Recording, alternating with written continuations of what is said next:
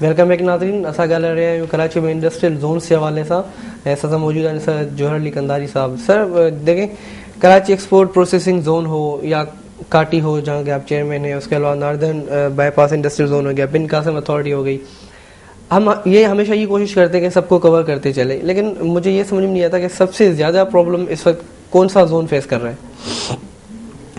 पूरा industrial zone कर रहा है, चाहे कोई भी हो। देखें, पावर का क्राइसिस अगर है तो हर जगह पर है, गैस की शॉर्टेज है तो हर जगह पर है, बैंकों का मार्केट बढ़ रहा है तो सबके लिए बढ़ रहा है। लॉ एंड ऑर्डर के हवाले से कुछ इलाके ज्यादा डिस्टर्ब है, कुछ इलाके कम डिस्टर्ब है, लेकिन हैं सब। अब ये नहीं कह सकते कि कोई इलाका खास तौर पे आप कह लीजिए यहाँ तो कोई क्राइम ही नहीं होता, नहीं, ऐसा नहीं है। अगर वहां दिन में 10 वारदातें हैं तो वहां 6 होती होंगी, 5 होती होंगी, 4 होती होंगी, वहां बहुत बड़ी होती होंगी तो छोटी वारदातें होती होंगी, लेकिन इसमें ये नहीं कह सकते कि आप कोई इलाका भी पीसफुली काम कर रहा है। तो अब ये है कि उसमें वो फिर बड़ी लंबी डिटेल से बात हो जाती है कि जो इलाके जो उनके एडजॉइनिंग एरियाज हैं, जो कम्युनिटी है, जो कौमें या जो लोग उस आबादी के इंडस्ट्रियल एरिया की आबादी के साथ रहते हैं, डेफिनेटली उनका इन्फ्लुएंस उस इलाके में ज्यादा होता है क्योंकि वो उसके साथ ही लगे होते हैं। तो वो उस हवाले से साइड वालों की अपनी परेशानी है, फेडरल एरिया वालों के कुछ अपने ग्रीवेंसेस हैं, कोरंगी के अंदर एक अपना थ्रेड है। तो इसको आप ये तो नहीं कह सकते कि हम कोई कम या ज्यादा, मैं उसकी ग्रेडिंग नहीं कर सकता, लेकिन जनरली जो है इस टाइम इंडस्ट्री आपकी अगर देखें ना तो वो मैं वो अक्सर मिसाल देता हूं कि जी वो एक आदमी बीमार होता है, फिर वो आईसीयू में जाता है, फिर वो वेंटिलेटर पे जाता है। तो हम लोग वेंटिलेटर पे इंडस्ट्री इस वक्त है, सबसे पहले तो उसको वेंट ऑफ करके ना नॉर्मल रूम में शिफ्ट करना होगा। भले बीमार रहे, बीमार भी मरेगा तो, पर जिंदगी तो बचा लो। बीमार से चल तो जाएगा, बीमार रह के जिंदा रह सकता है। इस वक्त तो बात जिंदगी और मौत की है। तो अब इसके लिए ना हमें थोड़ा सा अब जो मनसूबा साजी भी हो, पहली बात तो ये कि सिर्फ नामों के हद तक नहीं, उसको अमल में लिया जाए, अमली तौर पे आप स्टेक के लोगों को शामिल करें। देखिए, जो बिजनेसमैन होगा ना, जो भी इस मुल्क का सनतकार है, सरमायाकार है, वो कभी भी हुकूमत को इकोनॉमी के लिए गलत मशवरा नहीं देगा। उसको ना लोगों से वोट लेना है, ना उसने जाके दोबारा सियासत करनी है। वो तो अपना कारोबार करता है, उसको तो कारोबार के अलावा कोई नजर ही नहीं आता। तो वो तो आपको वो मशवरा देगा जो प्रॉब्लम वो फेस कर रहा है या जो समझता है कि इससे बेहतरी आ सकती है। अब यहाँ पे अलमिया ये है कि हमें बुलाया भी जाता है, मैं ये नहीं कहूंगा कि हुकूमत, सुना भी जाता है, तजावीज भी ली जाती है, लेकिन अमल जो है वो वही होता है जो हुकूमत चाहती है। सही। अगर उस अमल में भी हमारी राय को शामिल कर लिया जाए और थोड़ा सा उस पर पॉलिसी साजी अच्छी तरीके से कर लिया जाए, तो मैं आपको अश्योर करता हूं कि बहुत सारे मसले यहां से हल हो सकते हैं। देखिए ना, हम अक्सर कहते हैं, तनकीद नहीं करता, लेकिन जो फैक्ट है उसको मानना चाहिए। 400-450 बिलियन रुपया इस मुल्क का आपके 5 से 7 सफेद हाथी खा जाते हैं। Steel mill, PIA, railway, POCSO. तो इनमें अभी क्या हो रहा है वो तो आपको पता ही होगा, मतलब सिचुएशन इनकी क्या चल रही है आपके सामने। अब मतलब ये जो पैसा 300-350 अरब रुपया जाता है, ये किसका जाता है? ये तो हमारा जाता है ना, आपका जाता है। जो हमारा टैक्स हम देते हो, तो क्या हम इसलिए अपना खून जला के टैक्स देते हैं कि जी वो इस तरीके से जाया कर दिया? तो मकसद है कि यहाँ पे पॉलिसी साजी होनी चाहिए, यहाँ पे रिफॉर्म आना चाहिए, और जो अहल लोग हैं ना कारोबारी, उनके हवाले कर दें सारे सेटअप। उनको टाइम दें, लिमिट दें, उनको दीजिए इतने टाइम में आप इसमें रिफॉर्म ला सकते हैं, इसको आप चला के दिखाएं। जिस जगह पे भी देखें, आज मोबाइल फोन की कंपनी पाकिस्तान में काम करती है, प्राइवेट सेक्टर ओन करता है ना, आप उनका बिजनेस देखें, हर चैनल पे दूसरा ऐड जो है वो किसी मोबाइल फोन का आ रहा होता है। बिल्कुल अच्छी साइन है ना, वो प्रोडक्टिविटी नजर आती है कि वहां पे काम हो रहा है, जब भी तो इतना कर भी रहे। अगर उसमें भी, और फिर पता है बहुत से काम ऐसे हैं कि जो हुकूमत के करने के है ही नहीं। हुकूमत को अब चाहिए कि इन डेवलप कंट्रीज दुनिया के हैं या वेस्ट के ममालिक हैं, वो हुकूमत बहुत सारी चीजों से निकल गई है। इकोनॉमिक हुकूमत को चाहिए कि अपनी फूड सिक्योरिटी, अपने स्ट्रेटेजिक रिजर्व और एक लॉन्ग टर्म प्लानिंग के साथ चलें, और let's them work by the business community. उनको बोलेंगे भाई आप काम करके मैं इसी बात में मैं हमेशा एम्फेसाइज करता रहा हूँ कि जो भी बिजनेस कम्युनिटीज हैं यहाँ पे, या जो एसोसिएशन है, जिस तरह आपकी एसोसिएशन, आप उसके चेयरमैन है, डेफिनेटली उसके सारे प्रॉब्लम्स आपको ज्यादा पता होंगी एज कम्पेयर टू गवर्नमेंट के। तो जब गवर्नमेंट अगर ऐसे के इकदाम कर रही है या करने वाली है, तो उसमें आपको या आपके जो भी स्पोक्स पर्सन होते हैं उनको बुलाया जाए, उनसे डिस्कशंस की जाए, उनसे राय लिया जाए, उस पर अमल किया जाए। ये ऐसे तो करते नहीं है, खुद डिसीजन लेते हैं और खुद ही वो काम कर रहे होते हैं। सुन भी लेते हैं, बुला भी लेते हैं, लेकिन अमल वही करते हैं जो उनके पास, वही मैंने कहा, या तो उनकी मजबूरी है, या फिर उनके पास लिमिटेशन नहीं है, इससे ज्यादा जितना वो कर लेते हैं, या शायद हमारी तजावीज उनके समझ में नहीं आती। लेकिन मैं फिर इसीलिए मैं इस बात को कह रहा था कि हमारी तजावीज जो होती है वो बड़ी बेलोस होती है, इस मुल्क के लिए होती है, इस मुल्क के आवाम के लिए होती है। मैंने आपसे कहा कि एक बिजनेसमैन का क्या चले, उसका बहुत से बहुत अगर वो अपना फायदा सोचेगा तो अपना माली फायदा सोच लेगा ना, वो कितना सोच बदलेगा? क्या उससे पूरे मुल्क की इकोनॉमी का पैसा तो वो नहीं खा जाएगा? ओवरऑल तो उसका फायदा आवाम पे पड़ेगा, लोग पे पड़ेगा। देखिए ये मैं आपको बड़े जिम्मेदारी से कहता हूँ, एक बहुत बड़ी एसोसिएशन के चेयरमैन होने के नाते मैं जितनी बिजनेस कम्युनिटी के साथ उठता बैठता हूँ, हमारा सर्कल ही है। टू बी वेरी ऑनेस्ट, हर बिजनेसमैन, हर सच्चा कारोबारी इस मुल्क को टैक्स देना चाहता है, रेवेन्यू देना चाहता है। ये बात मैंने हर बिजनेसमैन के मुंह से सुनी है, ना सिर्फ आपके बल्कि चैम्बर ऑफ कॉमर्स के भी बंदे ये कहते हैं, फेडरेशन के भी ये कहते हैं, सारे बात ये कहते हैं और करते भी हैं। अब ये कहते हैं कि जी आज 1.6 ट्रिलियन के टैक्स रेवेन्यू टारगेट कैसे पूरे हो रहे हैं? यही लोग दे रहे हैं ना, और कोई कुव्वत तो नहीं दे रही लाके, वो देना भी चाहते हैं और इससे ज्यादा भी देना चाहते हैं, लेकिन आप उनको वो कंडेंसिव एनवायरनमेंट तो दें।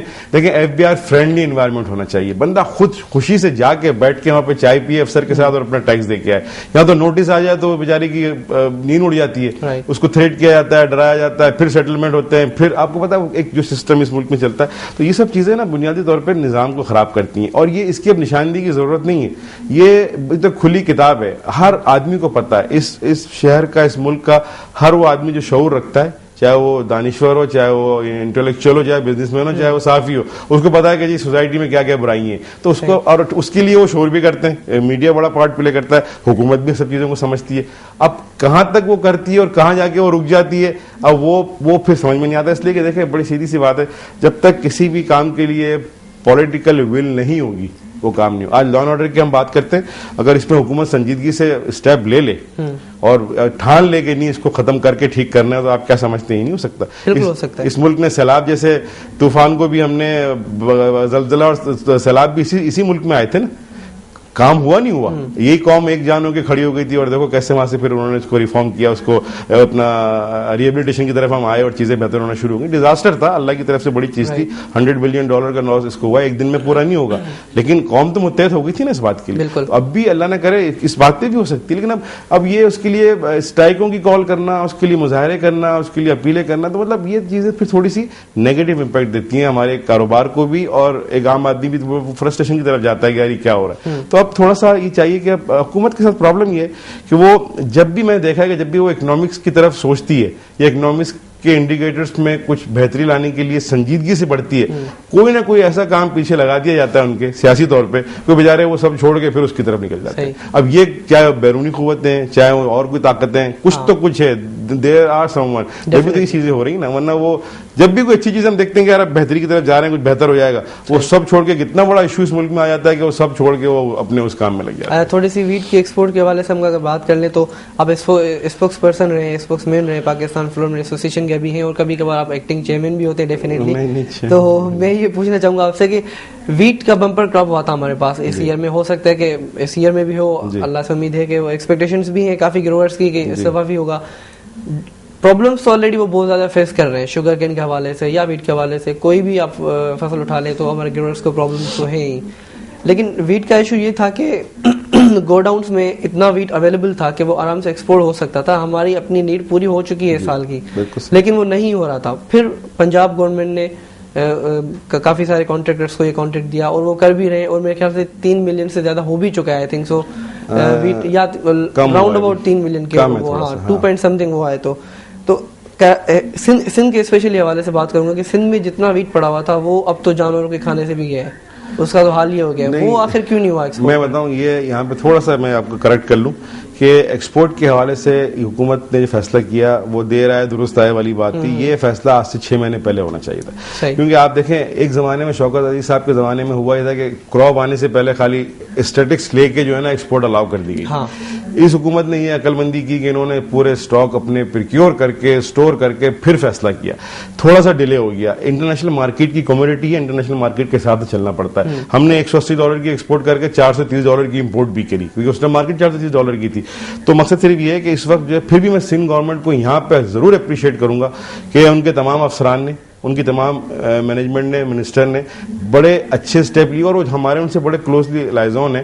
वो हमेशा उनकी ख्वाहिश थी कि जी एक्सपोर्ट होनी चाहिए, लेकिन ये डिसीजन लेना था फेडरल गवर्नमेंट ने, ना कि सिंध गवर्नमेंट ने। जैसी फेडरल गवर्नमेंट ने अलाउ किया, सबसे पहला जो स्टेप लिया वो सिंध गवर्नमेंट ने लिया। सिंध गवर्नमेंट के पास रिकॉर्ड था, सिंध गवर्नमेंट ने कभी 6 लाख टन से ज्यादा गंदम प्रिक्योर नहीं करी माजी में, लेकिन इस बार उन्होंने पिछली मरतबा 1.2 मिलियन करी और लास्ट ईयर 1.5 करी। तो इनके स्टॉक जो है वो काफी हद तक बढ़ गए थे, ये परेशान थे।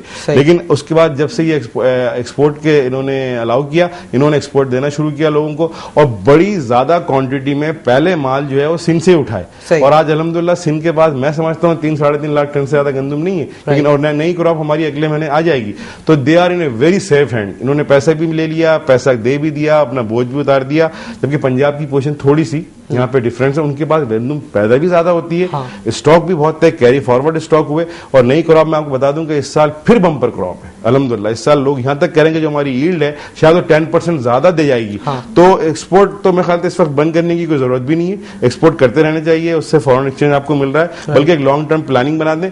और अगर कभी खुदा न खास्ता गंदम की एक्सपोर्ट रोकना भी पड़े किसी वजह से, पहले तो जरूरत नजर नहीं आती, लेकिन तो गंदम की जो बाई प्रोडक्ट है, ये वैल्यू एडिशन जैसे कि मैदा है, सूजी है, जो एक्सपोर्ट हो रहा है वो बड़ी छोटी क्वांटिटी में होता है और बड़ा फॉरेन एक्सचेंज अर्न करता है। उसको तो किसी कीमत पे बंद ना करें, इसलिए कि उसकी मार्केटिंग बड़ी मुश्किल से होती है। गंदम का तो एक जहाज जाता है 50,000, 20,000, 30,000 टन गंदम ले जाता है, लेकिन अगर आटा मैदा होता क्या कि वो आपकी इंडस्ट्री चलती है, जो मिल 12 घंटे चल रही है 24 घंटे चलती है। कराची की मिलों का माल अगर एक्सपोर्ट होता है तो इंटीरियर सिंध से मिलों का माल आके कराची में बिकता है, तो उनको भी काम मिलता है, रोजगार मिलता है, रेवेन्यू मिलता है। तो ये सारा का सारा सिस्टम अच्छा होता है, इंडस्ट्रियल इस सेक्टर में ग्रोथ दिखती है। अच्छा, उसमें भी बनना ये सिचुएशन आपने बड़ी अच्छी डिफाइन की प्रोग्राम के वक्त के मुनासिब से। मैं आपसे आखिरी क्वेश्चन यही करना चाहूंगा कि कल जो मीटिंग हुई है मेरठ में, असद जान जो थे उन्होंने वो कंडक्ट करवाई उनके हवाले से, और डॉक्टर फैसल मूसा बिजनेस ग्रुप के आए हुए थे वहाँ पे, उन्होंने राइस के हवाले से बात की, राइस के एग्जीबिशन की बात की है। मेरे नज़र में तो बहुत अच्छा इकदाम है ये। आप मुझे 1 मिनट के अंदर बता दें कि आपके क्या ख्याल है। डॉक्टर फैसल से मेरी मुलाकात भी हुई थी, वो काटी मुझसे मिलने के लिए आए थे। मैं उनके आइडिया को बहुत अप्रिशिएट उस वक्त भी किया था। वो एक नए कॉन्सेप्ट के साथ आ रहे हैं। वो दुबई के अंदर जो स्टेम हब है बिजनेस का, इस रीजन के अंदर, वो मई में मेरे ख्याल से 10-12 मई को एक एक्सक्लूसिवली एग्जीबिशन लगाने जा रहे हैं सिर्फ और सिर्फ राइस। वो कहते हैं कि हर वो शख्स जो राइस से मुंसलिक है, चाहे वो ग्रोवर हो, चाहे वो मिलर हो, प्रोसेसर हो, एक्सपोर्टर हो, क्वालिटी भी पाकिस्तान की बासमती के हवाले से। बासमती तो आप देखें अल्लाह का एहसान है कि इस मुल्क के अंदर जो लैंड हमारे हिस्से में आई है आफ्टर पार्टीशन, वो इतनी कल्टिवेटेड है और उसका जो बासमती है वही रियल बासमती है। ठीक है सर, तो ये अच्छा आइडिया है। क्योंकि प्रोग्राम का वक्त इतना होता है। Thank you very much for joining us today. नाज़रीन, सैयद जोहर अली कंधारी साहब जो चवण इहो त गवर्नमेंट जी पॉलिसीज़ जेके आहिनि उनखे बहितर थियण जी ज़रूरत आहे ऐं उनखे लॉन्ग टर्म प्लानिंग लाइ खयो वञे तो वधीक बहितर रहंदो, इंडस्ट्रियलिस्ट लाइ बि, बिज़नेस कम्युनिटी जे लाइ बि। ऐं ॿिया जेके हींअर इक़दामात कया वञनि पिया, एक्सपोर्ट खे कंटिन्यू रखियो वञे। ऐं राइस जे हवाले सां बि ॻाल्हि कई, तमामु सुठो एप्रिशिएट मूवमेंट आहे इहो एग्ज़िबिशन जे हवाले सां। अॼु जो प्रोग्राम जो वक़्तु ख़तमु थियो, इजाज़त ॾींदा, अल्लाह हाफ़िज़।